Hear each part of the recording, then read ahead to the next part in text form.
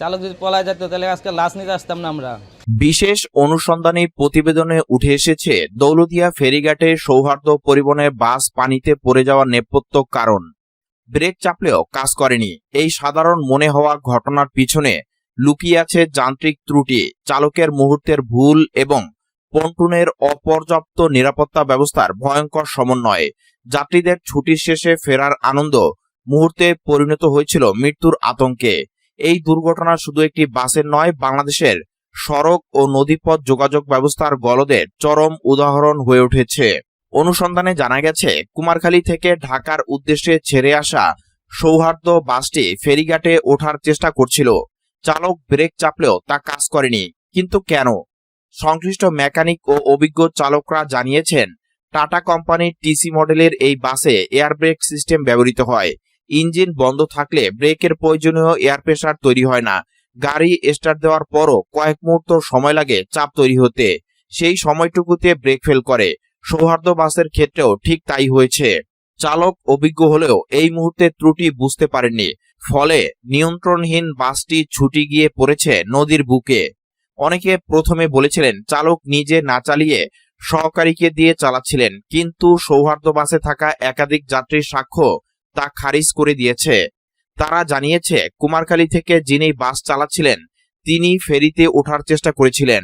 পরে তার মরদেহ উদ্ধার হওয়ার বিষয়টি স্পষ্ট হয়।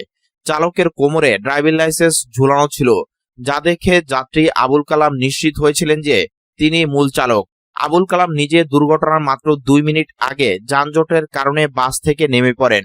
তিনি বলেন, আমি বাসে উঠে 10 থেকে 15 মিনিট বসেছিলাম। ফেরি ঘাটের আগে যানজট দেখে নেমে যাই। চালককে ফেরিতে ওঠানোর চেষ্টা করতে দেখেছি। দৌলতদিয়া ঘাট সংশ্লিষ্টরা জানিয়েছেন, চালক একাধিকবার ব্রেক চেপে বাস থামানোর চেষ্টা করেছিলেন, কিন্তু নিয়ন্ত্রণ হারিয়ে বাসটি শেষ পর্যন্ত নদীর বুকে হারিয়ে যায়। সৌহার্দ্য বাসের আরেক চালক আসলাম বলেন, গাড়ি স্টার্টে থাকলে হাওয়া চলে যায় না, কিন্তু স্টার্ট বন্ধ হলে হাওয়া অবশ্যই কমে যাবে। মিটারে খেয়াল করলে দেখা যায় হাওয়া কমছে কিনা। হাওয়া তৈরি করতে কয়েক মিনিট আগে গাড়ি স্টার্টে রাখতে হয়। গাড়ির চালক ভুল করেছেন, স্টার্ট দিয়ে হাওয়া না দেখিয়ে সরাসরি টান দিয়েছেন, ফলে ব্রেক চাপলেও কাজ করেনি। ঢাকা খুলনা রুটে দীর্ঘদিনের অভিজ্ঞ চালক মুখলিসুর রহমান সতর্ক করে বলেন, এই ধরনের বাসে এয়ার সিস্টেমে সমস্যা হলে মুহূর্তে বড় দুর্ঘটনা ঘটে। কুমারখালী ঢাকা সড়কে 15 বছর ধরে গাড়ি চালানো লালন পরিবহনের চালক আফজাল হোসেনের ভাষ্য আরো ভয়াবহ। এই সড়কে এত বছর গাড়ি চালিয়েছি, কখনো এমন দুর্ঘটনা দেখিনি। হাওয়া না থাকায় ড্রাইভার ব্রেক করতে পারেনি।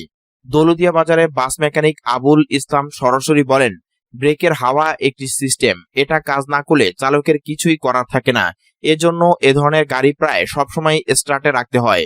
এই দুর্ঘটনা শুধু একজন চালকের ভুল নয়, এটা আধুনিক ব্রেক সিস্টেমের সীমাবদ্ধতা, চালকদের প্রশিক্ষণের অভাব, রক্ষণাবেক্ষণের গাফিলতি এবং ফেরিঘাটের অপর্যাপ্ত অবকাঠামোর সম্মিলিত ফল।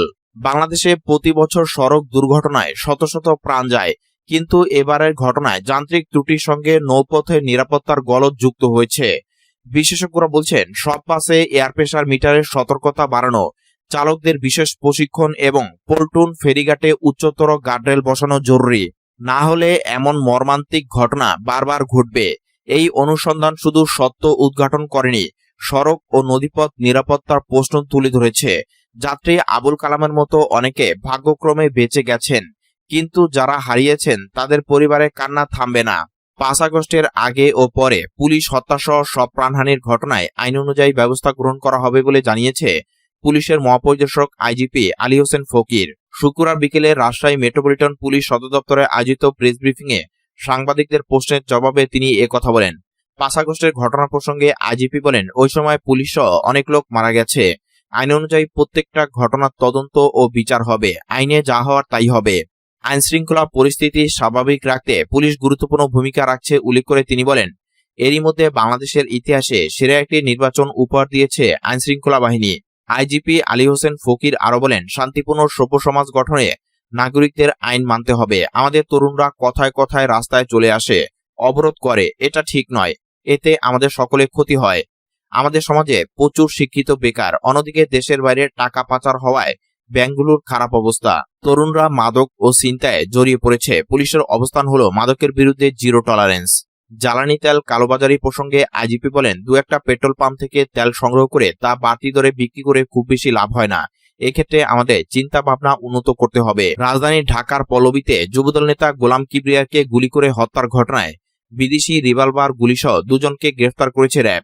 শুক্রবার র্যাব 4-এর মিডিয়া কর্মকর্তা KN রায় নিয়তির গণমাধ্যমে পাঠানো খুদে বার্তা এই তথ্য জানানো হয়েছে। খুদে বার্তা জানানো হয়, গ্রেফতার দুইজন কিবরিয়া হত্যা মিশনে অংশগ্রহণকারী শুটার। বিদেশি রিভলভার গুলিসহ তাদের গ্রেফতার করা হয়েছে।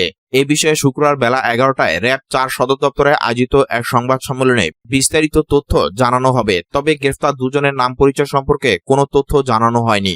গত বছরের 17 নভেম্বর খুন হন কিবরিয়া। মিরপুর 12 নম্বরে বি ব্লকের বিক্রমপুর হার্ডওয়্যার অ্যান্ড স্যানিটারি নামের একটি দোকানে ঢুকে গুলি করে তাকে হত্যা করে মুখোশধারী 3 সন্ত্রাসী। এই ঘটনায় কিবরিয়ার স্ত্রী সাবিয়া আক্তার দিনা পল্লবী থানায় মামলা দায়ের করেন। মামলায় আসামি হিসেবে 5 জনের নাম উল্লেখ করা হয়। তারা হলেন মোহাম্মদ জনি ভুইয়া, সোহেল ওরফে পাতা সোহেল, সোহাগ ওরফে কাল্লু, মাসুম ওরফে ভাগিনা মাসুম ও রোকন। এছাড়া অজ্ঞাতনামা আরো 7 থেকে 8 জনকে আসামি করা হয়েছে। কিবরিয়া পল্লবী থানা যুবদলের সদস্য সচিব ছিলেন। এই হত্যার ঘটনা তদন্তে যুক্ত পুলিশ কর্মকর্তাদের ধারণা, এলাকায় আধিপত্য বিস্তার সহ লেনদেন নিয়ে দ্বন্দ্বে ভাড়াটে সন্ত্রাসীদের নিয়ে কিবরিয়াকে হত্যা করা হয়। মামলার এজাজ সূত্রে জানা যায়, আসামি পাতা সোহেল ও মাসুম ওরফে ভাগিনা মাসুম ঘটনাস্থলে উপস্থিত ছিলেন। তারা পূর্ব পরিকল্পনা অনুযায়ী নির্দেশনা দিলে মামলার 1 নম্বর আসামি জনি ভুইয়া, সোহাগ ওরফে কাল্লু ও রোকন ওই দোকানে অতর্কিত প্রবেশ করেন। কেউ কোনো কিছু বুঝে ওঠার আগেই কিবরিয়াকে এলোপাথারি গুলি করে পালিয়ে যায়। নেত্রকোনার কেন্দুয়ার রামপুর বাজারে অভিযান চালিয়ে 800 লিটার পেট্রোল জব্দ করা হয়েছে। একই সঙ্গে এসব তেল লাইসেন্স ব্যতীত অতিরিক্ত মূল্যে খুচরা বিক্রি করার সততা পাওয়ায় এক ব্যবসায়ীকে 40,000 টাকা জরিমানা করেছে ভ্রাম্যমাণ আদালত। শুক্রবার সন্ধ্যায় উপজেলা নির্বাহী কর্মকর্তা এবং নির্বাহী ম্যাজিস্ট্রেট মোহাম্মদ রিফাতুল ইসলাম এই অভিযান পরিচালনা করেন। অর্থদণ্ডপ্রাপ্ত ব্যবসায়ী হলেন এনায়েতুর রহমান। তিনি রামপুর বাজারে একটি ব্যবসা প্রতিষ্ঠানের স্বত্বাধিকারী। সংশ্লিষ্ট সূত্রে জানা গেছে, জ্বালানি তেল সংকট চলছে। এ অবস্থায় ওই ব্যবসায়ী পেট্রোল অবৈধভাবে মজুত করে লাইসেন্স ব্যতীত অতিরিক্ত দামে খুচরা বিক্রি করে আসছিলেন। শুক্রবার সন্ধ্যায় উপজেলা নির্বাহী কর্মকর্তার নেতৃত্বে রামপুর বাজারে অভিযান চললে ঘটনার সত্যতা পাওয়া যায়।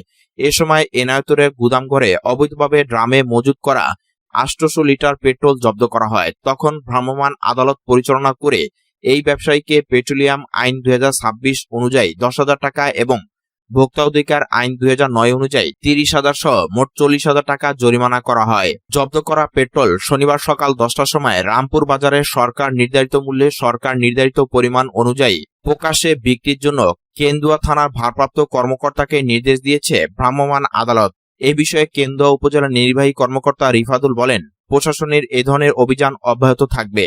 জানতে চাইলে নেত্রকোনা জেলা প্রশাসক খন্দকার মুশফিকুর রহমান বলেন, জ্বালানি তেলে কৃত্রিম সংকট তৈরি করে যাতে কেউ ফায়দা নিতে না পারে সেজন্য সব এলাকায় ভ্রাম্যমাণ আদালত পরিচালনা করা হচ্ছে। এই কার্যক্রম অব্যাহত থাকবে।